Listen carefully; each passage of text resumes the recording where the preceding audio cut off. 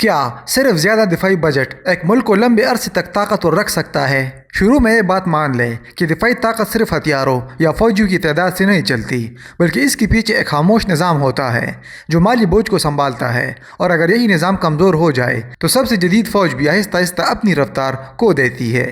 کیا دفاعی اخراجات خود اپنی طاقت کو کمزور کر سکتے ہیں؟ جب کوئی ملک مسلسل اپنے دفاعی بجٹ کو بڑھاتا ہے تو شروع میں یہ ایک واضح طاقت کا اظہار لگتا ہے، جیسی ریاست اپنی حفاظت کو اولین ترجیح دے رہی ہو اور ہر ممکن خطرے کا جواب دینے کے لیے تیار ہو۔ لیکن جیسے جیسے وقت گزرتا ہے، یہی بڑھتی ہوئی اخراجات ایک خاموش دباؤ کی شکل اختیار کر لیتے ہیں، کیونکہ ریاست کے پاس وسائل لامحدود نہیں ہوتے۔ جب بجٹ کا بڑا حصہ فوج پر خرچ ہونے لگتا ہے تو باقی شعبوں کے لیے جگہ کم پڑنے لگتی ہے، خاص طور پر تعلیم، صحت اور صنعت جیسے وہ شعبے جو کسی بھی معیشت کی اصل بنیاد ہوتے ہیں۔ تعلیم کمزور ہو تو ہنرمند افرادی قوت کم ہو جاتی ہے، صحت کا نظام متاثر ہو تو کام کرنے والی آبادی کی صلاحیت گھٹنے لگتی ہے، اور صنعت سست ہو جائے تو ملک کی پیداوار اور برآمدات کم ہونے لگتی ہے۔ یہ سب مل کر ایک ایسا دائرہ بناتے ہیں جہاں معیشت کی رفتار آہستہ آہستہ کم ہوتی جاتی ہے، اور جب معیشت کمزور پڑتی ہے تو دفاعی بجٹ کو سہارا دینے کی صلاحیت بھی متاثر ہوتی ہے۔ یوں وہی دفاعی نظام جو ابتدا میں طاقت کی علامت ہوتا ہے، وقت کے ساتھ ایک ایسا بوجھ بننے لگتا ہے جسے اٹھانا خود ریاست کے لیے مشکل ہو جاتا ہے۔ کیا ایک مہنگی فوج لمبے عرصے تک برقرار رہ سکتی ہے؟ جدید فوجی نظام صرف ہتھیار خریدنے کا نام نہیں ہوتا، بلکہ یہ ایک مسلسل چلنے والا نظام بن جاتا ہے جس کی ہر سطح پر دیکھ بھال ضروری ہوتی ہے۔ جب کوئی ملک جدید طیارے، میزائل سسٹمز یا دفاعی ٹیکنالوجی حاصل کرتا ہے تو اصل خرچ اس کے بعد شروع ہوتا ہے، کیونکہ ان سسٹمز کو فعال رکھنے کے لیے مستقل مرمت، مہنگے پرزے، ماہر عملہ اور مسلسل تربیت درکار ہوتی ہے۔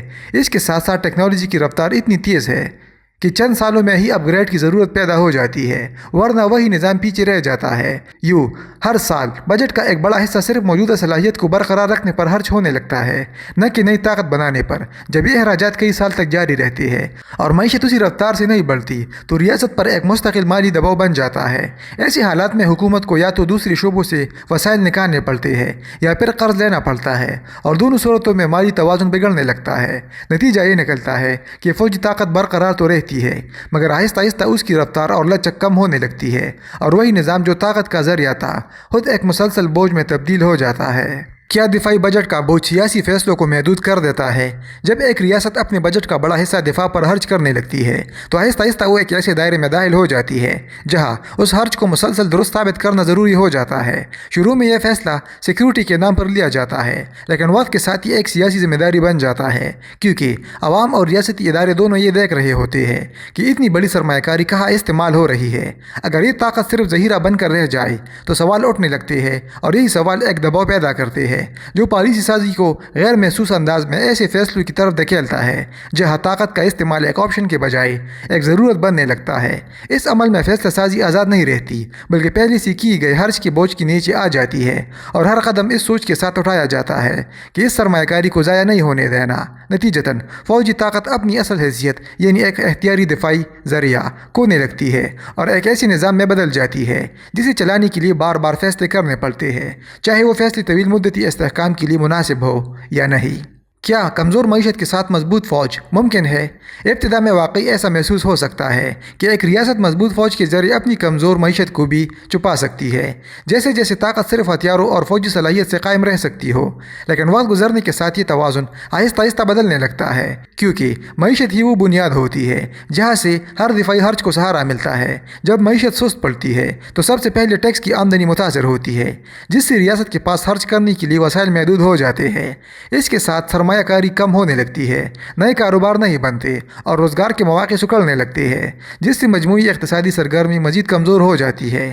یہ ایک ایسا سلسلہ بن جاتا ہے جہاں ہر کمی اگلی کمی کو جنم دیتی ہے۔ ایسے ماحول میں دفاعی بجٹ کو برقرار رکھنا ایک مشکل فیصلہ بن جاتا ہے، کیونکہ یا تو حکومت کو دوسرے شعبوں میں کٹوتی کرنی پڑتی ہے یا قرض لینا پڑتا ہے۔ دونوں راستے وقتی سہارا تو دیتے ہیں، مگر لمبے عرصے میں نظام کو غیر مستحکم کر دیتے ہیں۔ نتیجہ یہ نکلتا ہے کہ فوجی طاقت بظاہر برقرار رہتی ہے، مگر اندرونی طور پر اس کی بنیاد کمزور ہو جاتی ہے، اور وہ استحکام جو طاقت کو قائم رکھتا ہے آہستہ آہستہ ختم ہونے لگتا ہے۔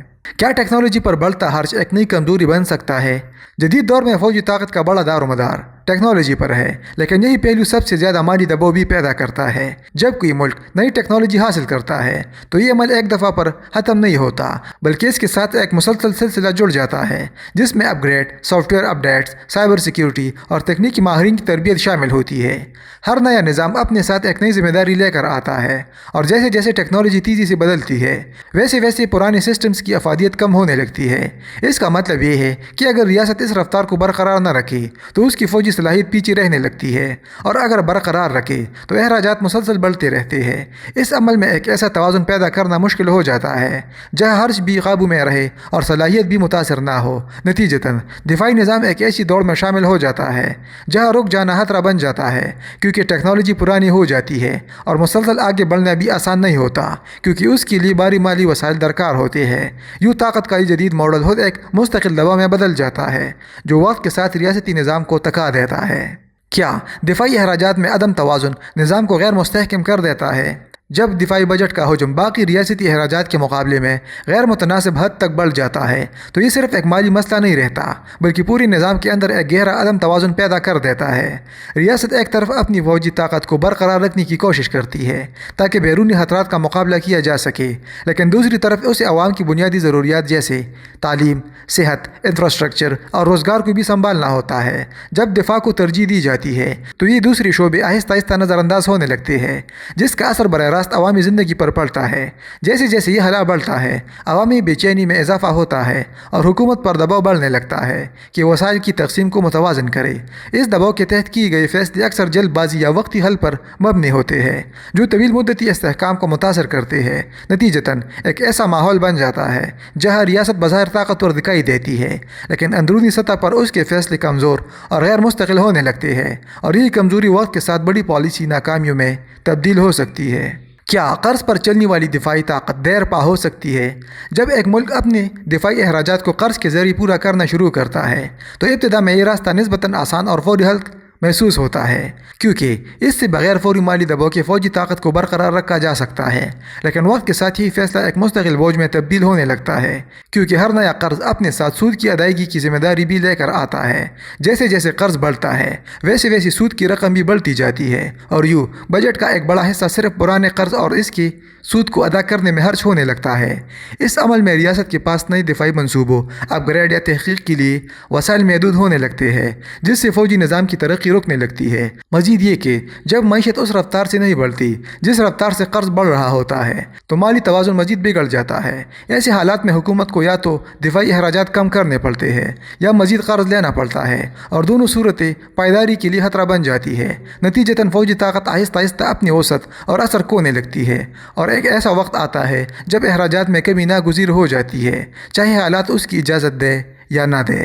کیا دفاعی پائیداری کی بغیر طاقت صرف وقتی رہ جاتی ہے؟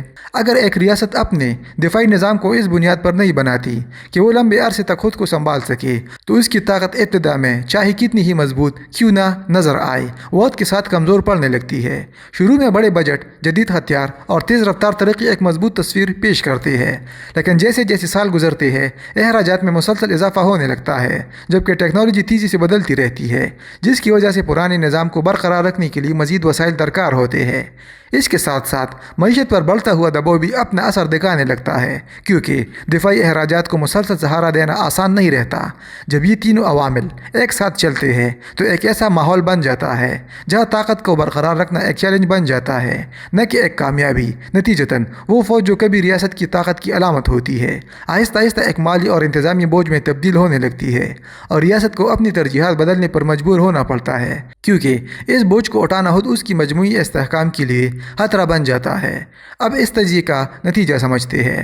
لمبے عرصے میں فوجی طاقت کا اصل امتحان میدان جنگ میں نہیں بلکہ بجٹ کے اندر ہوتا ہے، کیونکہ جنگ تو ایک وقتی مرحلہ ہوتا ہے، لیکن بجٹ ایک مسلسل عمل ہے جو ہر سال ریاست کی ترجیحات، صلاحیتوں اور حدود کو واضح کرتا ہے۔ یہی وہ جگہ ہے جہاں یہ طے ہوتا ہے کہ کوئی ملک اپنی فوجی طاقت کو پائیدار بنیادوں پر برقرار رکھ سکتا ہے یا نہیں۔ اگر ایک ریاست اپنے وسائل کا بڑا حصہ دفاع پر خرچ کرتی ہے مگر اس کے ساتھ معیشت، تعلیم، صحت اور ٹیکنالوجی میں توازن برقرار نہیں رکھ پاتی تو وقتی طور پر وہ طاقتور نظر آ سکتی ہے، لیکن اندرونی طور پر اس کی بنیادیں کمزور ہونے لگتی ہے۔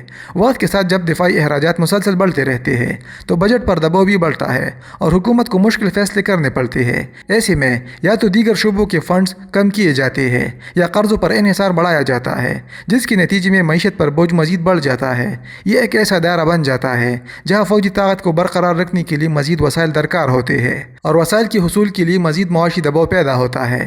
اس عمل میں اگر حکمت عملی اور منصوبہ بندی کا فقدان ہو تو ریاست اپنی ہی طاقت کے بوجھ تلے دبنے لگتی ہے۔ اسی لیے اصل طاقت وہ نہیں جو صرف ہتھیاروں یا فوجیوں کی تعداد میں نظر آئے، بلکہ وہ ہے جو اپنے بجٹ کو اس طرح منظم کرے کہ دفاعی ضروریات پوری ہونے کے ساتھ ساتھ معیشت بھی مستحکم رہے۔ طویل مدت میں وہی ریاست کامیاب ہوتی ہے جو طاقت اور وسائل کے درمیان توازن قائم رکھتی ہے، کیونکہ یہی توازن ان کی فوجی طاقت کو نہ صرف برقرار رکھتا ہے بلکہ اسے وقت کے ساتھ مزید مؤثر بھی بناتا ہے۔